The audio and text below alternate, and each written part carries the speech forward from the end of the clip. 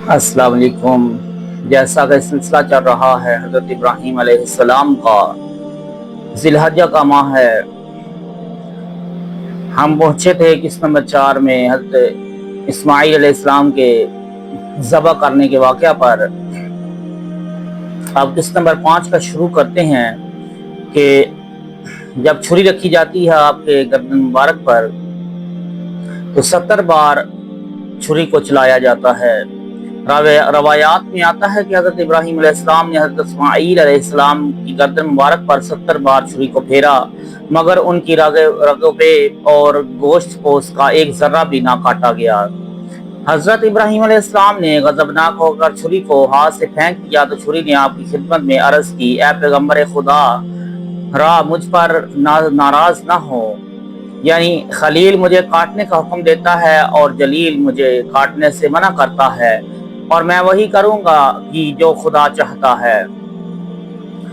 روایات میں آتا ہے کہ فرشتے اس کام میں متعجب تھے اور اس امر میں اظہار حیرت کرتے تھے اور کہتے تھے کہ کیا ابراہیم بہت بڑا سخی ہے جو بیٹے کو قربان کرتا ہے، اور یا اسماعیل بہت بڑے زیادہ بہادر ہیں جس نے رضا و رغبت سے جان کا دروازہ کھول دیا ہے۔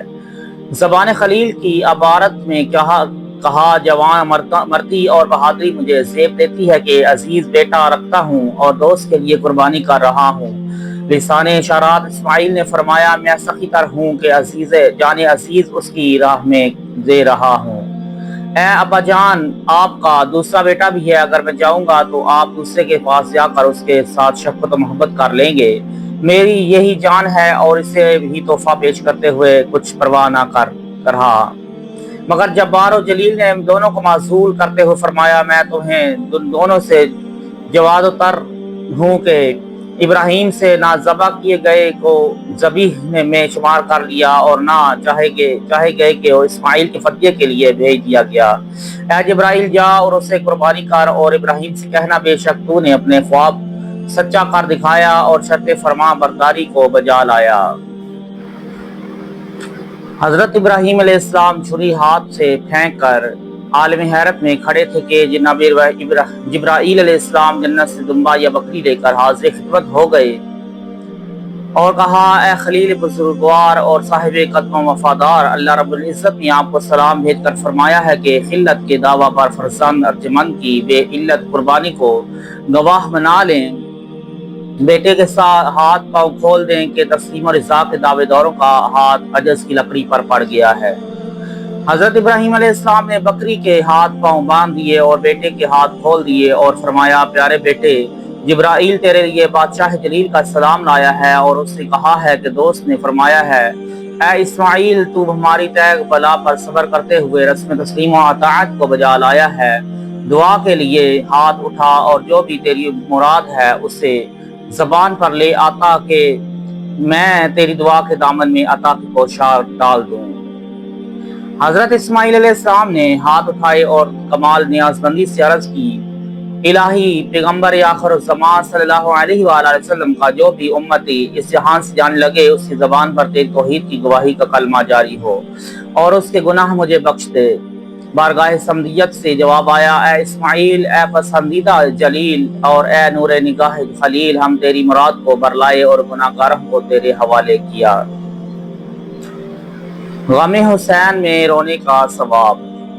حضرت امام علی بن موسیٰ رضا رضی علیہ السلام سے نقل ہے کہ جب حق تعالیٰ جل شانہ نے حضرت اسماعیل علیہ السلام کے فدیہ کے لیے بکری بھیجی اور جناب ابراہیم علیہ السلام نے اسے ذبح فرمایا تو ان کے دل میں خیال آیا، اگر میں اپنے ہاتھ سے اپنے بیٹے کو ذبح کرتا تو مجھے عجیب ثواب عظیم حاصل ہوتا اور میرے ابراہیم کا قدم بلند درجہ پر ہوتا۔ اللہ جل شانہ نے وحی بھیجی کہ آپ تمام مخلوقات میں کس سے زیادہ محبت رکھتے ہیں؟ جناب خلیل نے عرض کی، محمد اور آل محمد سے، کیونکہ وہ آپ کے حبیب اور صفی ہیں۔ خطاب ہوا، کیا آپ انہیں زیادہ دوست رکھتے ہیں یا آپ اپنے آپ کو؟ حضرت خلیل نے فرمایا، ان کے ساتھ بھی اپنی ذات سے زیادہ محبت کرتا ہوں۔ فرمان ہوا، آپ ان کے بیٹوں کو زیادہ محبوب رکھتے ہو یا اپنے بیٹوں کو؟ جناب خلیل نے کہا، مجھے ان کی اولاد امجاد اپنی اولاد سے زیادہ محبوب ہے، اور اللہ تبارک و تعالیٰ نے وہی بھیجی کہ ان کے بڑی شان والے بیٹے پر غربت کے عالم میں دشت کربلا میں جور و ستم ڈھایا جائے گا۔ اور اسے اس وقت شربت شہادت نوش کرا دیا جائے گا جب وہ یک و تنہا اور بھوکا پیاسا ہوگا۔ حضرت ابراہیم علیہ السلام نے واقعہ کربلا کا ذرا سا حال سنا تو ان کے آنسو جاری ہو کر رخساروں پر بہنے لگے۔ اللہ جل شانہ نے خطاب فرمایا، اے ابراہیم، حسین پر رونے اور آپ کے دل کو پہنچنے والے اس غم کا ثواب اتنا ہی ہے جتنا آپ کو اپنے بیٹے کو اپنے ہاتھوں سے ذبح کرنے سے ہوتا۔ آنسوؤں کی قیمت۔ عزیزان گرامی، توجہ فرمائیں کہ جناب امام حسین علیہ السلام کی مصیبت میں رونے کا ثواب کس قدر ہے۔ ائمہ اہل بیت کرام علیہم السلام سے روایت نقل کی گئی ہے کہ غم حسین میں کسی آنکھ سے ٹپکنے والا ہر قطرے کو صدف شرف کو چمکدار موتی بنا کر اس شخص کے گلاوہ عمل میں پرو دیتے ہیں اور اس کی قیمت بازار قیامت میں اس پر ظاہر کی جائے گی۔ سہل بن عبداللہ تستری کا خوف۔ حضرت شیخ سہل بن عبداللہ تستری رحمۃ اللہ تعالیٰ علیہ فرماتے ہیں، میں نے عاشوراء کے دن روتے ہوئے اپنے آپ سے کہا، اگرچہ میں اس روز حاضر نہ تھا کہ اس شہیداں کے سامنے اپنا خون بہاتا، آج اس حسرت میں چند قطرے اپنی آنکھوں سے بہاتا ہوں۔